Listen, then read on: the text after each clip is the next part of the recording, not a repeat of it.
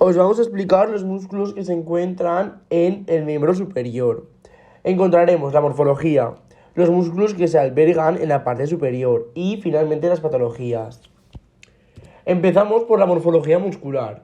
Las células musculares esqueléticas son estriadas y aparte forman los músculos de contracción voluntaria y están ancladas a los huesos mediante los tendones. Empezamos con el hombro posterior. Está compuesto por el supraespinoso e infraespinoso. Su origen es escapular y aparte la inserción es en el tubérculo mayor del húmero y los movimientos de ambos son el de abducción del brazo. Seguimos con el redondo menor y redondo mayor. El origen es escapular, la inserción humeral y finalmente los movimientos. El músculo redondo menor es que se mueve, es la abducción del brazo, y el músculo redondo mayor es que extiende, abduce y rota el brazo. Ahora os vamos a explicar los músculos que se encuentran en la parte anterior del hombro. Tenemos el subescapular, que su origen es la fosa subescapular y la inserción es que está insertado en el tubérculo menor del húmero.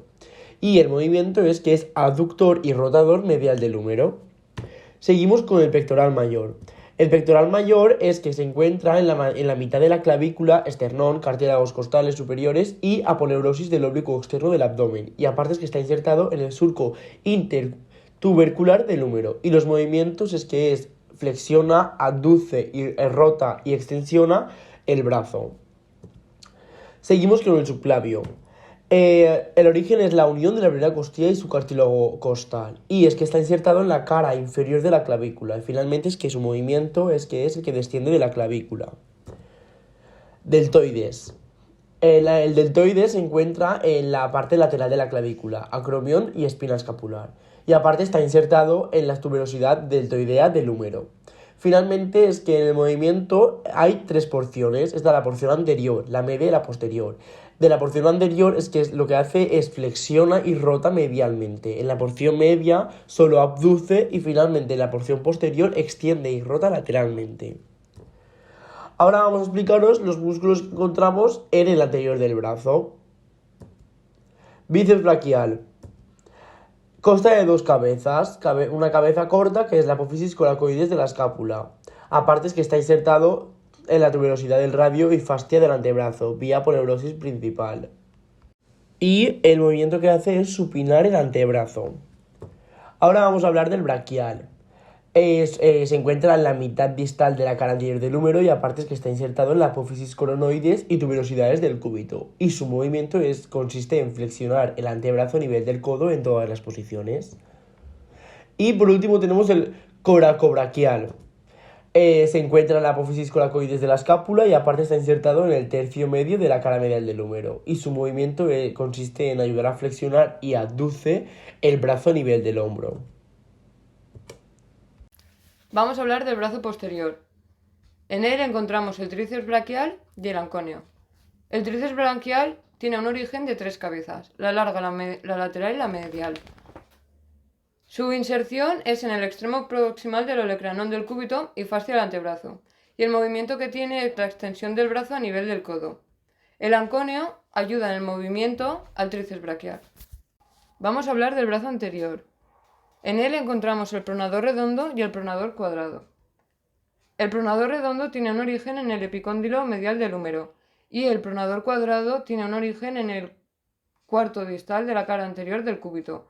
La inserción del pronador redondo es en la porción media de la cara lateral del radio y la del pronador cuadrado es en la cuarta parte distal de la cara anterior del radio. El movimiento del pronador redondo es que prona el antebrazo y lo flexiona a nivel del codo, y el movimiento del pronador cuadrado prona el brazo y la mano. Luego tenemos el flexor radial del carpo, el palmar largo y el flexor cubital del carpo. Tienen un origen en el epicóndilo medial del húmero y la inserción es en los huesos del carpo. Los movimientos que tienen los tres son flexión de la mano a nivel del carpo y la abducción. También encontramos el flexor superficial de los dedos, el flexor profundo de los dedos y el flexor largo del pulgar. El flexor superficial de los dedos tiene un origen en la cabeza humerocubital. El flexor profundo de los dedos tiene un origen en la tercera a cuarta parte proximales de la cara medias y anterior del cúbito y membrana intraósea, y el flexor largo del pulgar tiene un origen en la cara anterior del radio y la membrana intraósea. El movimiento que producen los tres es flexión de las falanges medias de los 4 dedos mediales, y el largo del pulgar flexiona solo el primer dedo. Luego tenemos el antebrazo posterior, que consta del extensor cubital del carpo y el extensor del dedo meñique. Ambos tienen un origen en el epicóndilo lateral del húmero. La inserción del cubital del carpo es en la base del quinto hueso metacarpiano y la inserción del extensor del dedo meñique se encuentra en la expansión extensora del quinto dedo.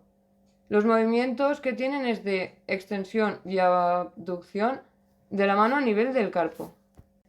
También tenemos el braquiorradial, que tiene un origen en las 2/3 partes proximales de la cresta supracondilea lateral del húmero, y su inserción es en la cara lateral del extremo distal del radio. El movimiento que produce es la flexión del antebrazo semipronado a nivel del codo.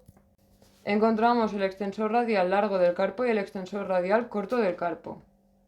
El extensor radial largo del carpo tiene un origen en la cresta supracondilea lateral del húmero, y el extensor radial corto del carpo tiene un origen en el epicóndilo lateral del húmero.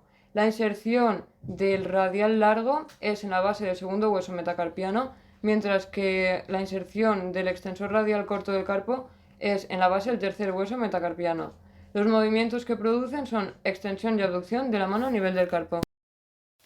Tenemos los extensores del dedo y el extensor del índice.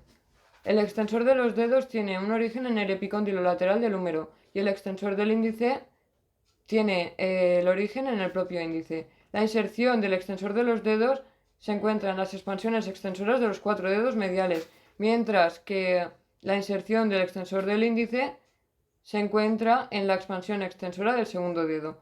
Los movimientos del extensor de los dedos es extiende los 4 dedos mediales a nivel de las articulaciones metacarpofalángicas e interfalángicas, y el movimiento del extensor del índice es que extiende el segundo dedo y ayuda a extender la mano a nivel del carpo.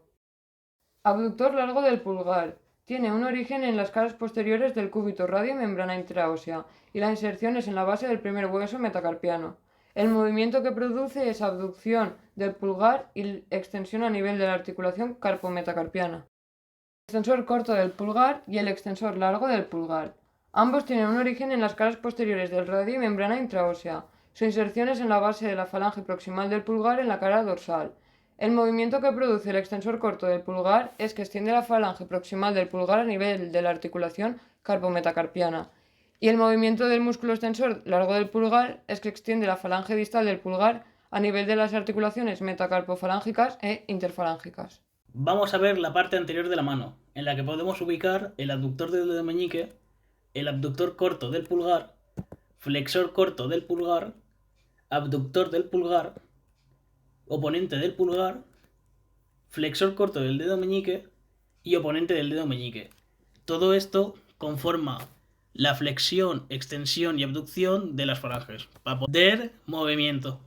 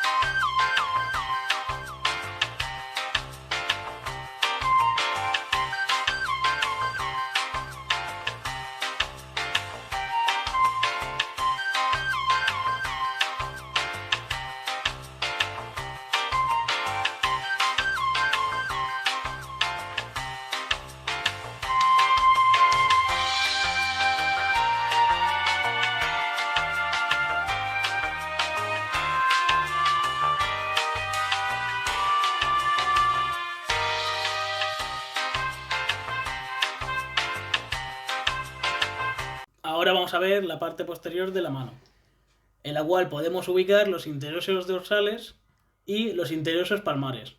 Y este conjunto de músculos son los que realizan la flexión, extensión y abducción de las falanges.